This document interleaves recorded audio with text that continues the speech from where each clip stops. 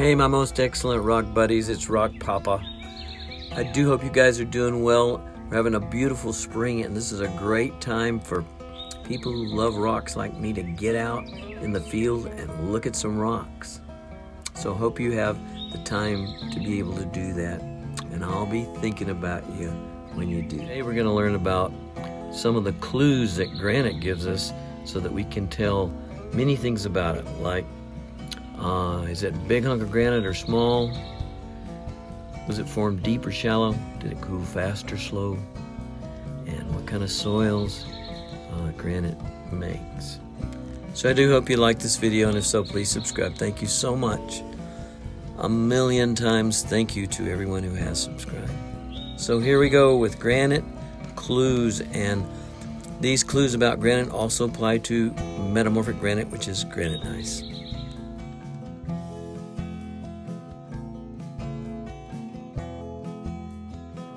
And of course, before we get started, let's review what granite is.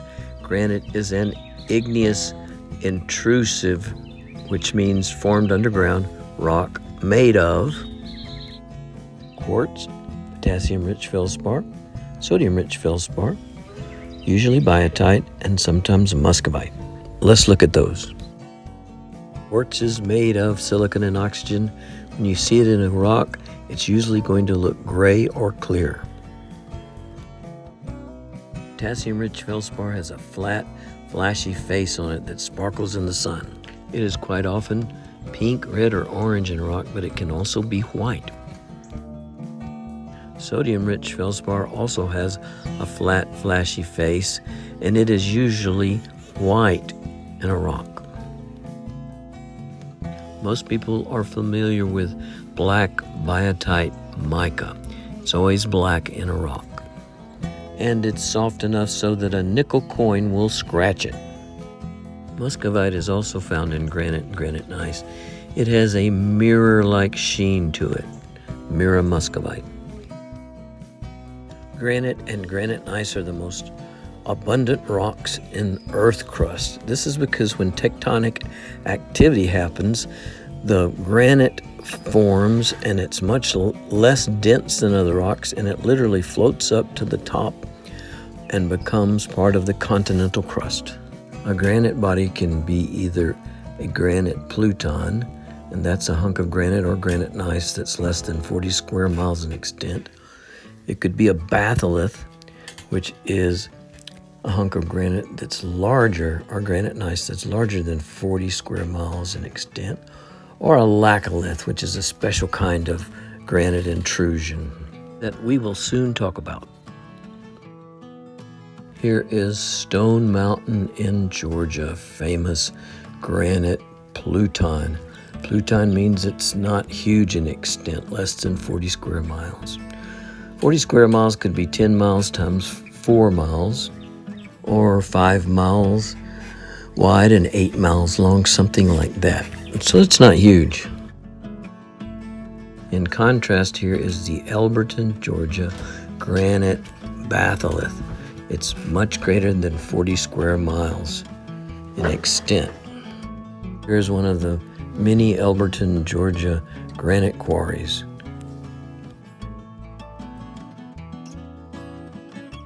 You may be familiar with the Elberton, Georgia granite guidestones erected in the 1980s by a mysterious person or group whose identity remains anonymous even today.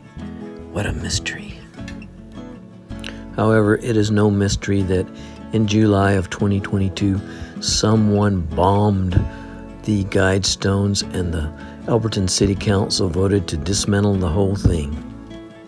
Woe be unto the post-Armageddon world. Ha, just kidding.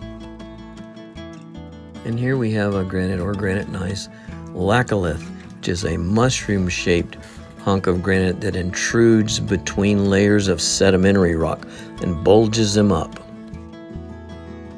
All of the laccoliths that I know about are in the western United States. For example, in Utah, we have the LaSalle Mountains near Moab, Utah. To the west, there is the Henry Mountains, and in between are the Blue Mountains, all granite laccoliths.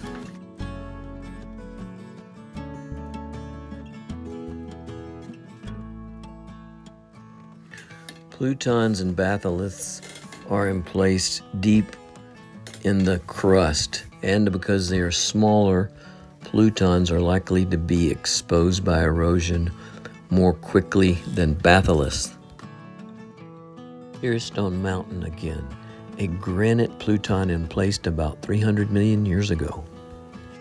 It sticks up pretty high, that's a technical term, because its small size has allowed the weathering erosion process to uncover it fairly quickly, geologically speaking.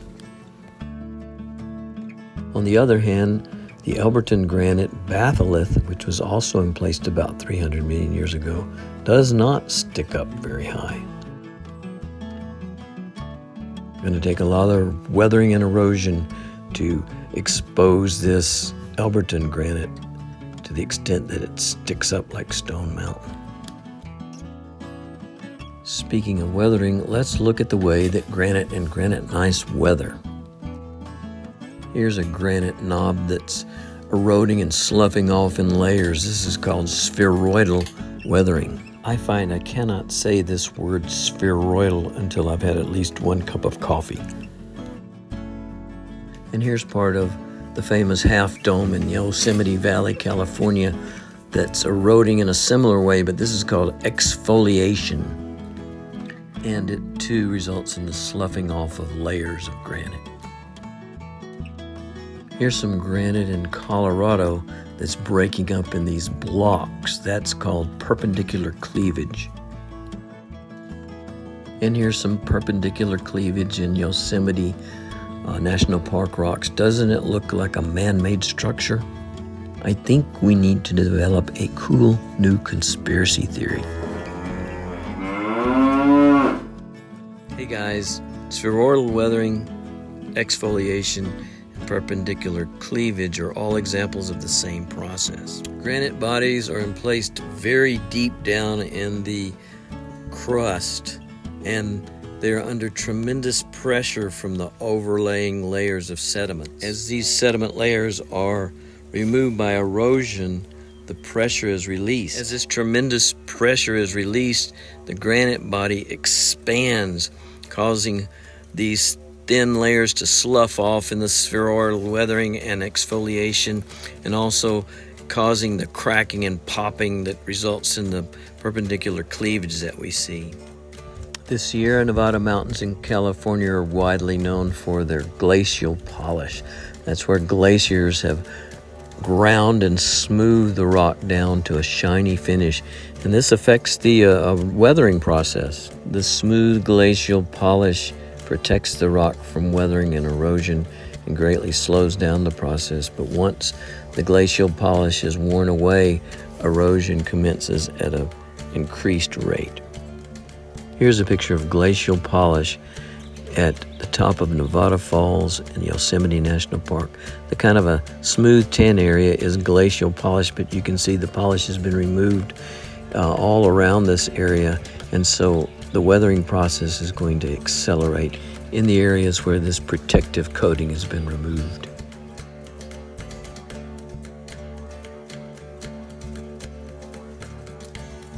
If you see big crystals in your granite or granite gneiss, you know that it was emplaced very deep down in the earth and had plenty of time for crystals to grow as it cooled very slowly. A granite or granite gneiss with large crystals will weather more slowly because it takes the action of freeze, thaw, etc. longer to get into a big crystal than it does a small crystal. Small crystal size in a granite or granite gneiss means that it cooled relatively quickly and large crystals just did not have time to grow. This suggests that the granite body was closer to the surface where its heat could be radiated out more freely and it cooled more quickly. And as you might expect, granite and granite gneiss with small crystals will weather more quickly because weathering and erosion can bust apart a small crystal faster than they can bust apart a large crystal.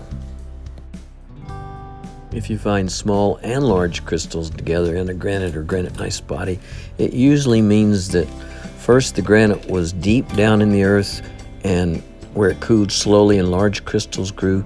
Then it was shoved up very quickly toward the surface, where it cooled more quickly, and the remaining magma did not have time to grow big crystals. Let's say you have a granite body that has lots of big biotite crystals in it. That granite body is likely to weather more quickly than one that doesn't have the big biotite crystals. This is because biotite has more iron in it than the other minerals in granite, and iron is readily broken down by the processes of weathering. Also, the erosive agents, water and air, have little trouble sneaking in between those thin layers of biotite.